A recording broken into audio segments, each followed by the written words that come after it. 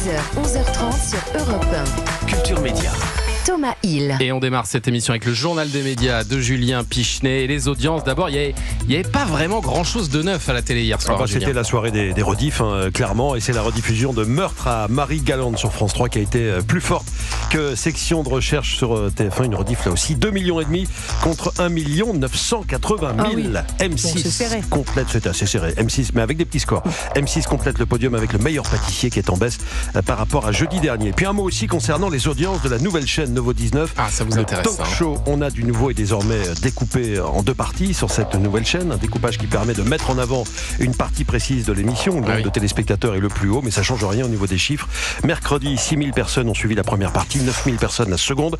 Ça représente 0% et 0,1% du public.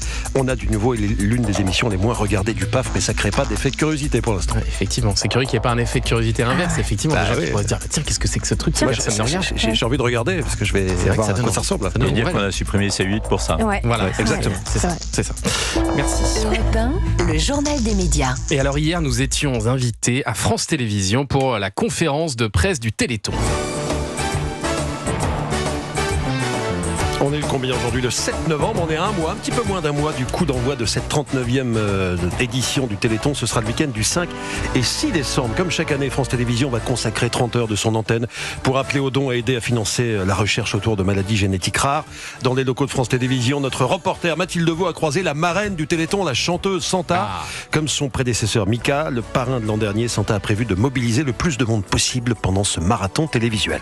Alors là, on est en train de mettre en place toutes les surprises que j'ai envie de mettre en place, vraiment, parce que c'est assez ambitieux comme projet et j'ai envie d'être à la hauteur de ces ambitions-là et que aussi chaque heure soit un appel d'air pour que les gens reviennent parce qu'il va y avoir un rendez-vous à chaque heure. Donc on essaie de cadencer ces 30 heures de marathon comme une heure, une surprise. De rythmer ça avec du beau, de la joie, de l'émotion. C'est une équipe qui se met en branle pour que tout fonctionne et que l'argent rentre. Ça promet, hein. Je sens qu'elle va encore faire de la tyrolienne. Alors quand on voit déjà les concerts de Santa qui sont fous, elle arrive ça du pourrait ressembler ciel, à ça. elle vole, Ça va être exceptionnel, ça. Santa au micro de Culture Média. Cette année, le Téléthon, c'est important, aura lieu le même week-end que l'élection de Miss France sur TF1. Depuis 11 ans, les deux événements n'étaient plus programmés le même week-end, mais cette année, ce sera les Miss et le Téléthon face à face. La dernière fois que c'est arrivé, c'était en 2014. On a regardé les audiences.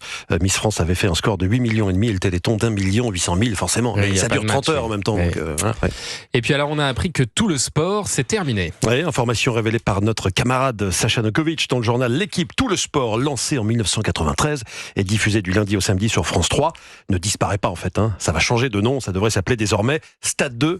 La quotidienne, et ce dès janvier 2026. Pourquoi? Parce que France Télévisions a la volonté de créer une seule et même marque en reprenant ce titre Stade 2 qui est mieux connu des téléspectateurs, et pour cause, Stade 2 existe depuis 50 ans. 50 ans. Stade 2 qui devrait plutôt s'appeler Stade 3, parce que l'émission est maintenant sur France 3. On verra si ce changement de nom, non plus sérieusement, on verra si ce changement de nom fait remonter les audiences. Il y a un an, à cette période, en novembre, on avait 1 million de téléspectateurs, un peu plus parfois chaque soir pour tout le sport. Depuis la rentrée, on est plutôt aux alentours des 800 000. Ça baisse, et ça baisse aussi pour Question pour un champion qui fête son 37e anniversaire aujourd'hui. Ça, c'est le générique de l'époque. Attention, on ne plaisante pas avec les génériques. C'est toujours les premiers génériques qui sont les meilleurs. Les plus marquants, Le célèbre jeu de France 3 qui est apparu pour la première fois à la télévision un 7 novembre, c'était en 1988 avec Julien Lepers, évidemment, à la présentation. Ah oui.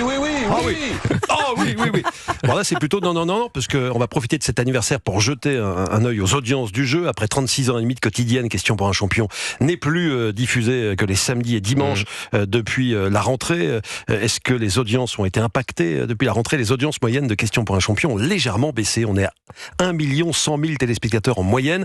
Il y a un an, à cette période, on était assez largement au-dessus du million en ce qui concerne les numéros du week-end. Depuis début novembre 2024, par exemple, on était à 1,5 million le samedi, 1,3 million le dimanche. Des audiences qu'on n'a pas encore vues cette saison, donc ça baisse un petit peu. Donc il y a un effet quand même du fait de ne plus être diffusé en semaine. Et vous avez la moyenne d'âge des téléspectateurs, à mon avis. C'est supérieur à 70 ans. À mon avis. Certainement. Ouais. Et puis alors, autre anniversaire cette année, Elle International, International fête les 80 ans de la marque née du célèbre magazine. Ouais, c'est la marque média féminine la plus puissante au monde. Elle touche plus de 250 millions de personnes chaque mois. À ce jour, il existe 50 éditions du magazine. Constance Benquet, présidente de la marque Elle International, nous explique ce qui fait la force de Elle depuis toutes ces années. Sa force, c'est une capacité unique à évoluer avec son époque et surtout sans jamais perdre de vue ses bases, ses valeurs. Ses valeurs, les valeurs de Elle, c'est la sororité, c'est la liberté de penser, de créer, c'est l'engagement et puis c'est aussi une forme de vivacité et je dirais de joie de vivre. Et puis sa force, notre force, c'est d'accompagner les femmes, d'amplifier leur voix, de décoder les tendances et puis de rester curieuse sur le monde. Constance Benquet, présidente de Elle International et qui est aussi notre directrice bien sûr. générale. On l'embrasse très fort bien d'ailleurs. sûr. Voilà. On l'aime beaucoup. Sachez qu'à partir d'aujourd'hui, c'est vrai en plus, sachez qu'à partir d'aujourd'hui, Pensez à nos étrennes. voilà. Ça aussi c'est vrai. Sachez qu'à partir d'aujourd'hui, pour célébrer son anniversaire, Elle International présente une expo de 31 œuvres en partenariat avec Art Curial. Elle est à voir gratuitement à Paris jusqu'à vendredi prochain à l'hôtel Marcel Dassault. Le dernier jour de l'exposition, les œuvres seront mises aux enchères au profit de l'organisation humanitaire CARE qui finance des actions en faveur des femmes. Et puis alors ça y est, on sait qui présidera la 51e cérémonie des Césars. Non mais attends, c'est comme ça que tu me remercies? Je t'ai formé moi, pendant des années. C'est pas toi qui pars, c'est moi qui te vire. T'es viré. Voilà, vous avez reconnu Camille Cotin. Camille Cotin, l'actrice Camille Cotin, c'est elle qui va succéder à Catherine Deneuve en février prochain, révélée dans la série Connasse sur Canal+, puis dans 10%.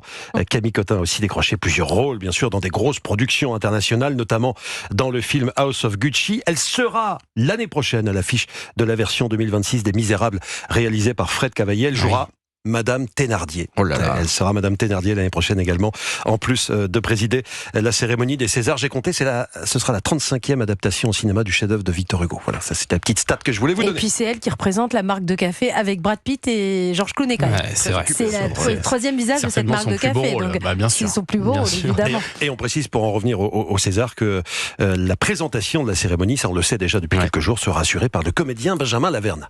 Moi j'aurais mis Bernard de la Villardière à la présentation. Moi, j'aurais été très mauvais comédien. Si, vous êtes Non, très les classe. Césars La à travers le présentation des monde. Césars. Les Césars à travers le monde. Ah oui. Bonjour sur le Taj Mahal. Bien sûr, Ouais, bien sûr. Chaque film dans un Il y pays. a quelque tout chose ça. à faire, on va creuser. J'ai avec plein Canal+. d'idées. Mais c'est plus les Césars du cinéma français là.